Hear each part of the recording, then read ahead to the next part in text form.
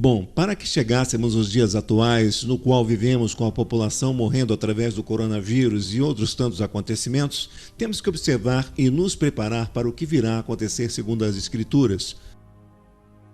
Se você é daqueles que não acredita que estamos chegando ao fim, vamos então à ciência moderna, que nos mostra cabalmente no esgotamento total do nosso planeta, com o derretimento assustador das calotas polares devido ao aquecimento da Terra. Essas são imagens de Veneza, na Itália. A cidade de Veneza está ficando submersa devido ao aumento do nível do mar. Inclusive, já existe um projeto inacabado de 78 comportas submersas que começou a ser construído em 2003 e não estão dando conta de tanta água entrando na cidade de Veneza devido ao aumento do nível do mar, resultado direto do aquecimento do planeta. Outro dado importante também é científico. As teorias mais pessimistas dizem que a água potável deve acabar logo em 2050, ou seja, daqui a 30 anos. Isso porque, com o aumento da temperatura do planeta e, consequentemente, o derretimento das calotas polares, o nível do mar se torna maior, podendo invadir lagoas costeiras de água doce, salinizando suas águas e tornando-as impróprias para o uso humano. Fora isso, ainda tem o fato de a água doce, que está sendo derretida nas calotas polares, se misturarem com a água do mar, matando assim vários peixes e animais marinhos, comprometendo totalmente a atividade pesqueira.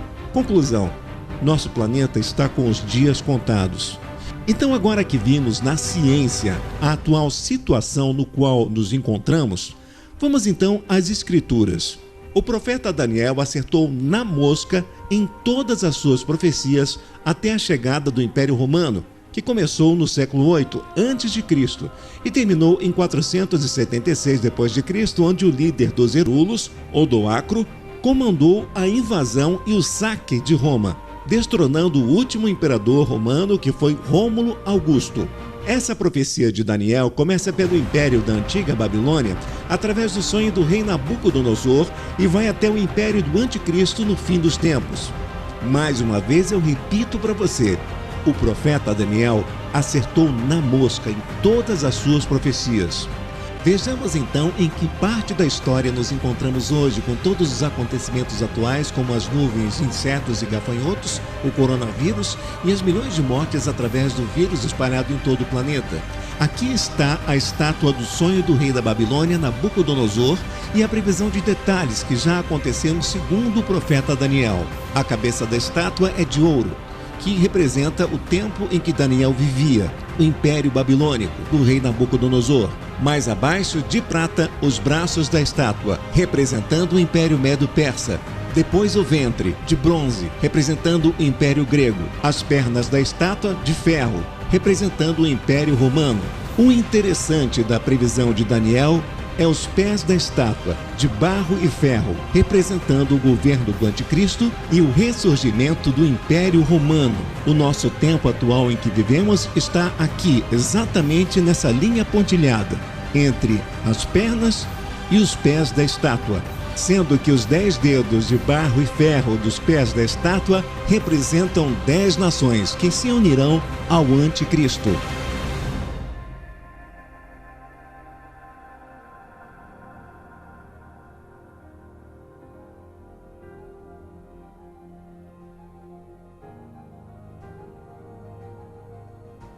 Just this week, a coalition of 10 European militaries ready to defend the continent's borders has been unveiled in Paris, just days after Emmanuel Macron called for a real European army.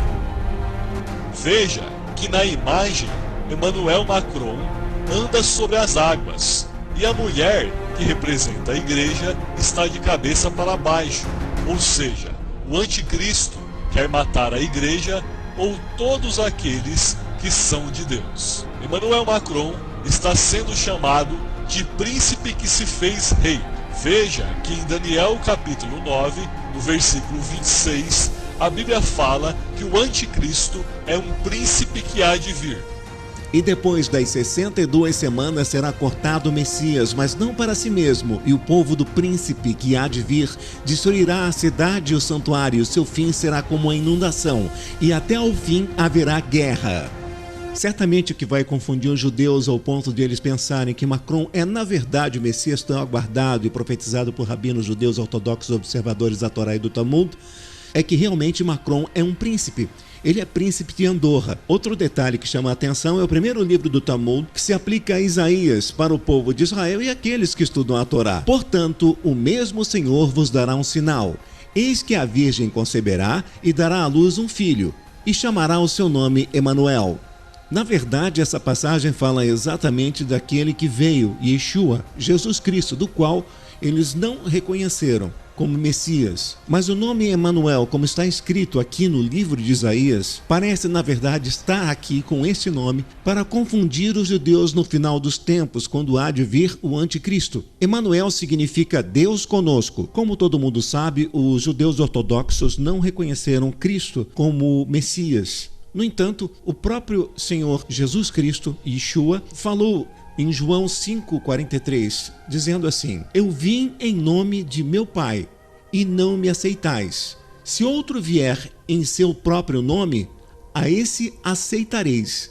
Aqui, Yeshua, Jesus Cristo, quando lhe fala, se outro vier em seu nome, ou em seu próprio nome, a esse aceitareis, é uma referência ao anticristo, do qual os judeus vão aceitar e vão coroá-lo como Messias. Inclusive, já existe uma coroa pronta para que isso aconteça. Essa coroa foi confeccionada por judeus ortodoxos para ser colocada na cabeça do Messias.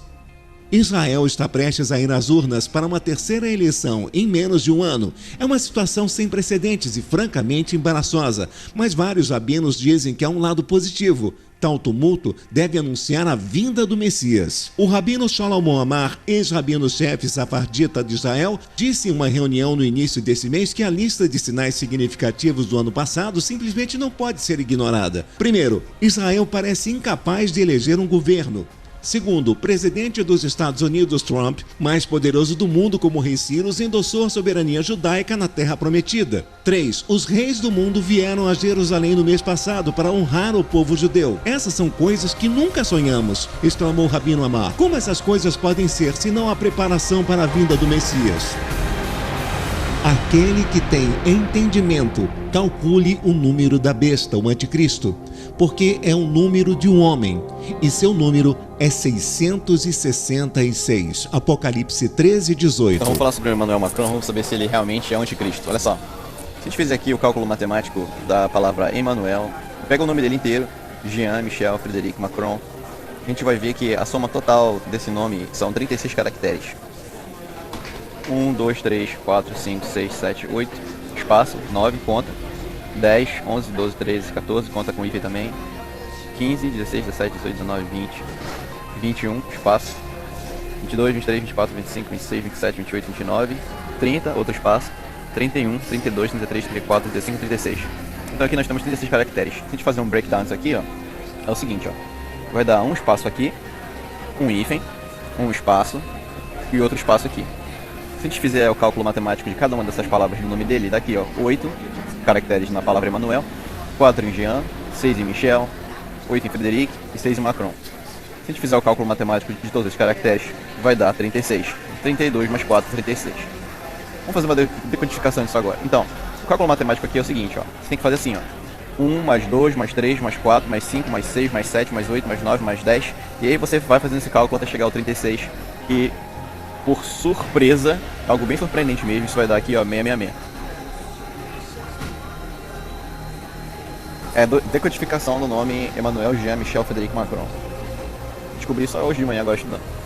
E você vai ver também que em Apocalipse 13:18 fala, né, sobre essa decodificação de 666, que o anticristo ele será conhecido através dessa numeração.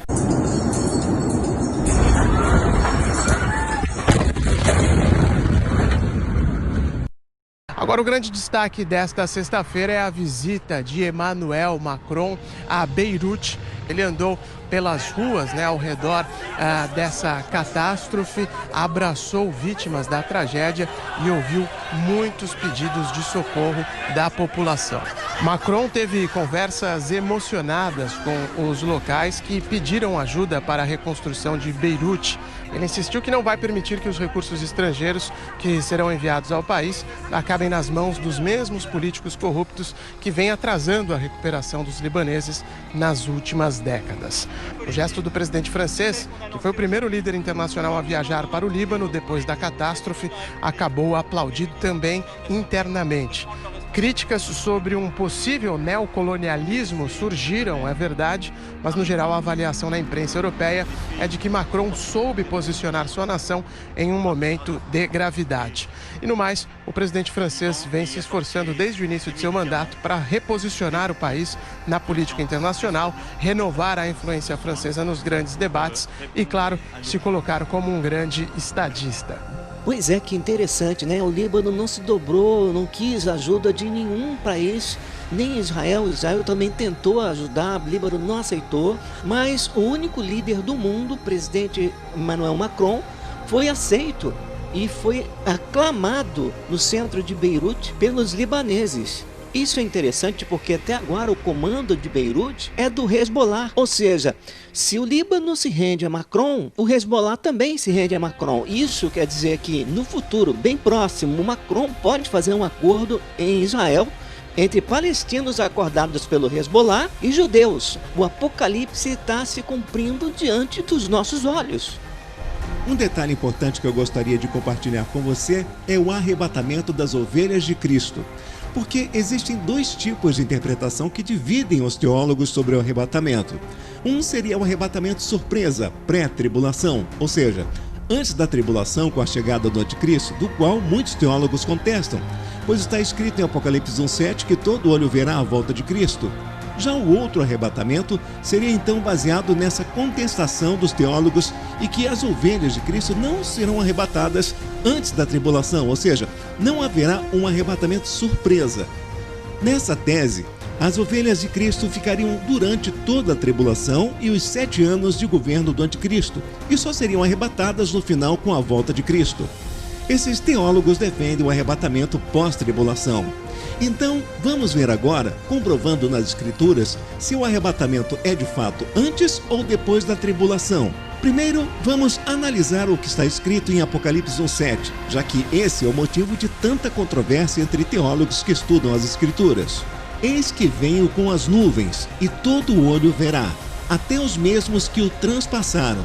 E todas as tribos da terra se lamentarão sobre ele. Sim, amém. Muito bem, então agora vamos analisar a partir da Bíblia escrita em grego, porque o original do Novo Testamento é grego. Então vamos traduzir e ao mesmo tempo interpretar exatamente o que diz o texto. Vamos começar então pelo livro de Mateus, onde Jesus Cristo, Yeshua, fala a respeito do arrebatamento. Porque assim como o relâmpago sai do Oriente e se mostra até o Ocidente, assim será também a vinda do Filho do Homem. Como eu estou traduzindo aqui em grego e mostrando em português, vamos pular aqui do versículo 27, vamos para o 29. E logo depois da aflição daqueles dias, o sol escurecerá, e a lua não dará sua luz, e as estrelas cairão do céu, e as potências do céu serão abaladas. E continua. Então aparecerá no céu o sinal do Filho do Homem, todas as tribos da terra se lamentarão, e verão o Filho do Homem vindo sobre as nuvens do céu, com poder e grande glória. E ele enviará os seus anjos com rijo clamor de trombeta, os quais ajuntarão os seus escolhidos desde os 4 ventos, de uma a outra extremidade dos céus. Aprendei, pois, a parábola da figueira. A figueira representa o estado de Israel, ok?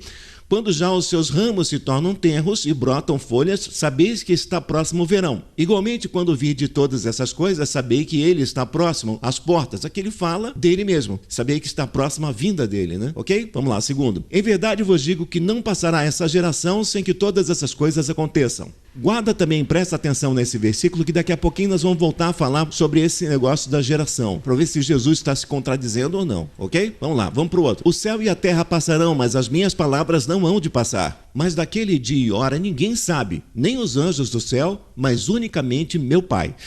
Notem que nesse versículo 36, Yeshua, Jesus Cristo, está dando um alerta para que nós ficássemos vigiando, para que não fôssemos pegos de surpresa da volta dele, correto? Vamos para o seguinte. E como foi nos dias de Noé, assim será também a vinda do Filho do Homem. Porquanto, assim como nos dias anteriores ao dilúvio, comiam, bebiam, casavam e davam-se em casamento até o dia em que Noé entrou na arca. E não o perceberam, até que veio o dilúvio e os levou a todos. Assim será também a vinda do Filho do Homem. Então, estando 2 no campo, será levado um e deixado o outro. Estando 2 moendo no moinho, será levada uma e deixada a outra. Vigiai, pois, porque não sabeis a que hora há de vir o vosso Senhor.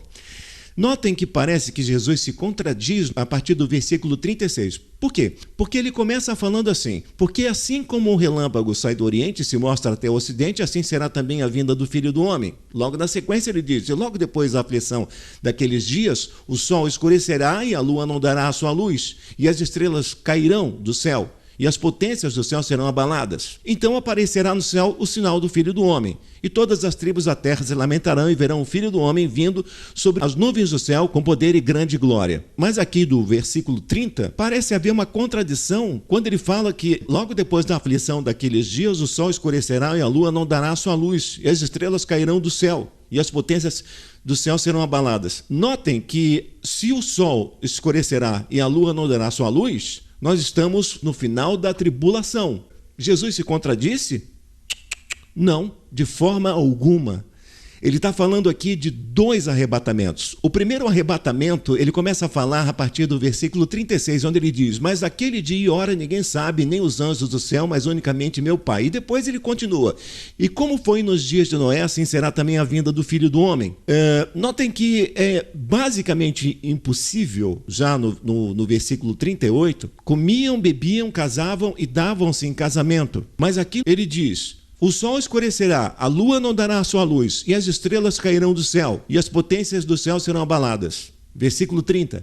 Então aparecerá no céu o sinal do Filho do Homem, todas as tribos se lamentarão. Você vê que fica muito claro que Jesus está falando de 2 arrebatamentos. Um antes da tribulação e outro depois da grande tribulação. Pois como vão se dar em casamento justamente no último dia da grande tribulação, né, onde o sol se escurecerá, a lua não dará seu brilho, todo mundo vai estar em pânico. Então é claro, é óbvio que ele está falando de 2 arrebatamentos.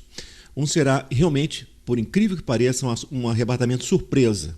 Ele vai acontecer a qualquer momento, mas a gente tem como investigar isso para poder ter uma ideia de quando isso pode acontecer. Isso pode acontecer quando o anticristo já estiver sendo coroado na Terra Santa, porque Cristo, o verdadeiro, recebeu uma coroa de espinhos, mas o que virá, o anticristo, vai receber uma coroa de ouro. Pois ali no versículo 15 diz: quando, pois, virdes que a abominação da desolação, que falou o profeta Daniel, estiver no lugar santo, quem lê entenda. É fácil entender. A partir do momento em que o anticristo estiver sendo glorificado na Terra Santa, não precisamente dentro do templo já reconstruído, mas na Terra Santa, apenas recebendo a coroa e sendo identificado pelos judeus como Messias. Porque na sequência ele diz o seguinte: então os que estiverem na Judeia fujam para os montes, e quem estiver sobre o telhado não desça a tirar alguma coisa da sua casa. Quem estiver no campo não volte atrás a buscar suas vestes. Mas ai das grávidas e das que amamentarem naqueles dias.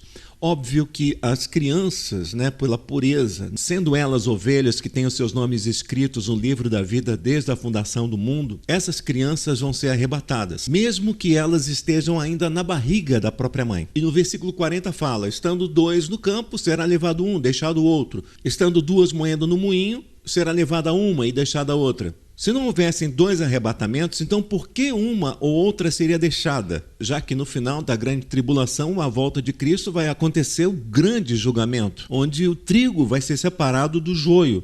E ninguém vai ser deixado, pois diz que o joio será lançado no fogo. E o trigo será recolhido para o celeiro, ou seja, para a salvação. Vejam aqui: mas considerai isto: se o pai de família soubesse a que vigília da noite havia de vir o ladrão, vigiaria e não deixaria minar a sua casa. Por isso estáis vós apercebidos também, porque o Filho do Homem há de vir a hora em que não penseis.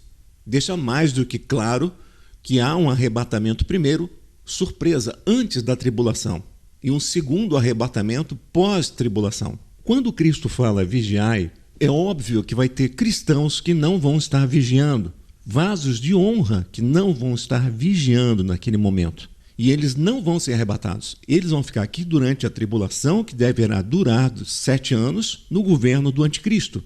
Até o final, na grande tribulação, já com a volta de Cristo. Uns certamente vão fugir para países ou lugares onde não haverá o domínio do anticristo, mas serão perseguidos assim mesmo, e outros vão ser pegos pelo governo do anticristo para receberem a marca da besta. Como os cristãos verdadeiros não vão querer essa marca, a Bíblia diz que eles serão decapitados. Vi as almas dos que foram decapitados por causa do testemunho de Jesus e da palavra de Deus. Eles não tinham adorado a besta nem a sua imagem e não tinham recebido a sua marca na testa nem nas mãos.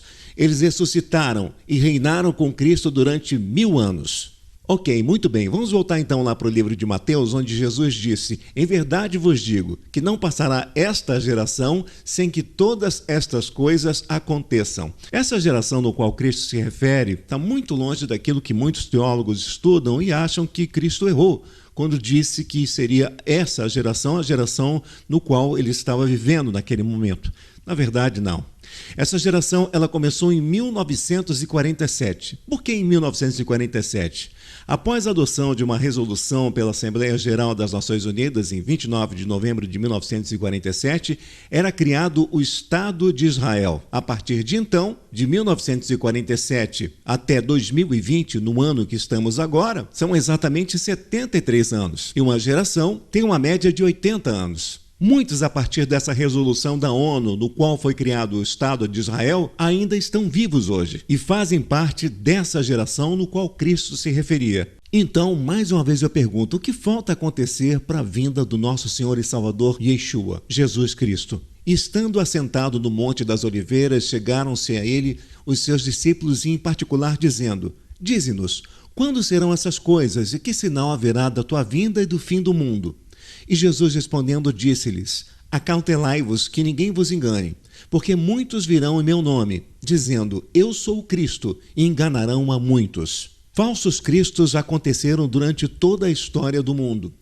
Os mais recentes são esses, e o que mais chama atenção é este do meio. O nome dele é José Luiz Miranda, e o mais impressionante é que ele teve muitos seguidores. Pessoas, inclusive, que fizeram tatuagem no próprio corpo com o número da besta, o 666, do qual ele pregava que era um número de prosperidade. Estamos a poucos minutos da chegada de Jesus Cristo homem. Nosso Pai estará entrando por essas portas no desembarque internacional aqui do aeroporto de Guarulhos. Bendecidos a todas las naciones que hoy en día se están sintonizando a través de Telegracia, los canales de Jesucristo hombre aquí en la tierra. E aqui estamos aguardando a chegada de Jesus Cristo homem, tocar em solo brasileiro. Opa. Bom dia. Bom dia, melhor. Dá licença. Tudo bom? Como é que vai? Bem. Seu nome? Vandir. Bom dia. Nossa, tá cheio de gente aqui. Minha família. Olha só que bonitinho os dois aqui, rapaz. Olha, já vem. Ele vai dar uma geral primeiro. Aí, ó, já viu que tá tudo bem. Tô liberado. Assim que eu cheguei aqui, eu já notei na porta esses 3 números, certo? E aqui no cachorrinho também. E aqui também. Todo mundo tem essa... Toda a igreja. E cada um faz do seu jeito, cada um faz do jeito que quiser. Escolhe, design, modelo. Estilizada. Vocês têm uma igreja, não é isso? Isso aqui é uma ciência. Nós não somos religiosos, não. Já fomos, tá? A religião é uma instituição inventada por homens. A ciência é algo de Deus. É a ciência que transforma a mente das pessoas. Vandir passou de religião em religião até encontrar na Crescendo em Graça, onde já está há 16 anos, a sua paz espiritual. Dentre os seus ensinamentos, a igreja prega que o número 666 não tem nada a ver com o diabo e é o número da vida, a marca de Deus. Ao redor do mundo, ela conta com pelo menos 1 milhão de fiéis que veneram em congregações ou em chats pela internet. Aquele que acreditam ser o seu Pai, Jesus Cristo homem. Reciban hoy al Rey de Reyes y Señor de Señores, Jesucristo hombre, Dr. José Luis de Jesús Miranda. Hace poco la prensa en uno de mis viajes me dijo: ¿y qué experimenta su gente que se vuelven como locos con usted? Ellos piensan que yo les lavo el cerebro.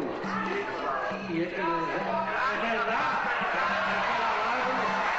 Embora José Luiz de Jesus Miranda tivesse dito que jamais iria morrer porque ele mesmo era Jesus Cristo homem, ele faleceu de cirrose no dia 8 de agosto de 2013, no Texas, nos Estados Unidos. Hola a todos, saludo al mundo entero. Yo soy Josefina Torres, la ex esposa de José Luis de Jesús Miranda.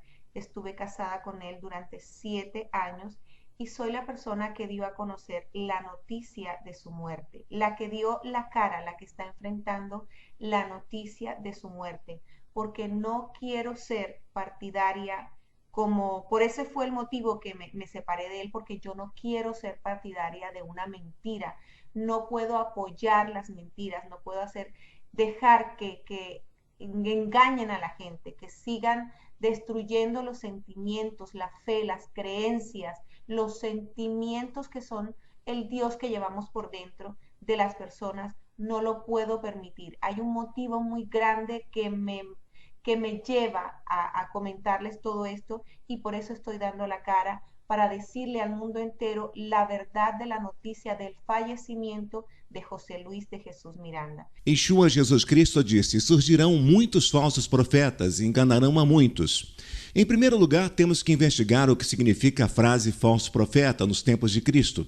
No Antigo Testamento, a Bíblia cita vários falsos profetas, como, por exemplo, Ananias, que falava mal de Jeremias. No tempo de Cristo, os fariseus, que eram os doutores da lei e os principais do templo de Salomão, eram em tese falsos profetas, já que não creram em Cristo e por isso o entregaram aos romanos para que o matassem.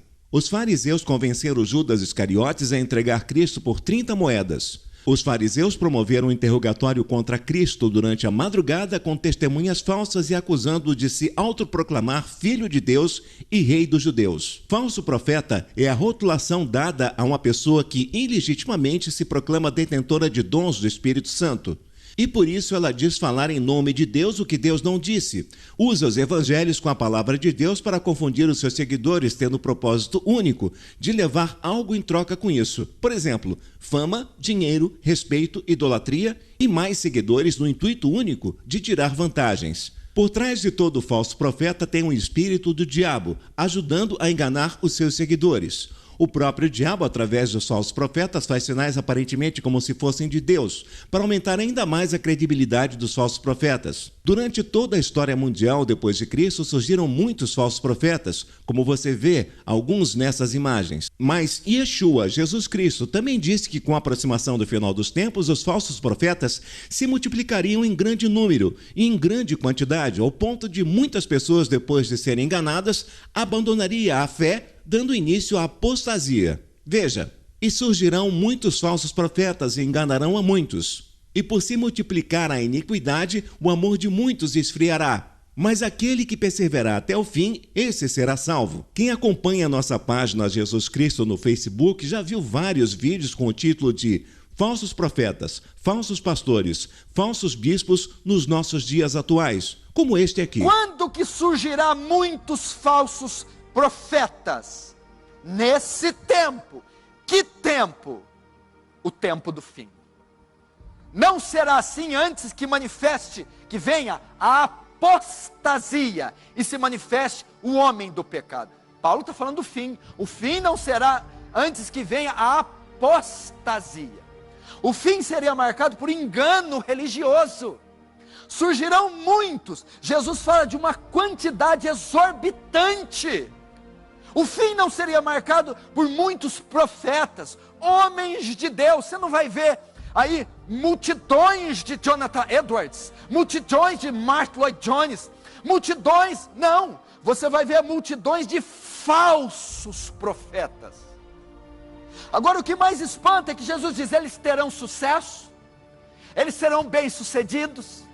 Os falsos profetas terão sucesso? Terão. Serão bem-sucedidos. Surgirão muitos falsos profetas e enganarão a poucos. Enganarão a alguns. Enganarão um punhado. Não. Enganarão a muitos. Os falsos profetas farão um sucesso danado. Os falsos profetas serão campeões de venda. Jesus diz que esse seria o cenário da volta dele. Paulo vai dizer que essas doutrinas falsas têm o seu nascedouro no inferno, na mente de Satanás. Então o que isso quer dizer?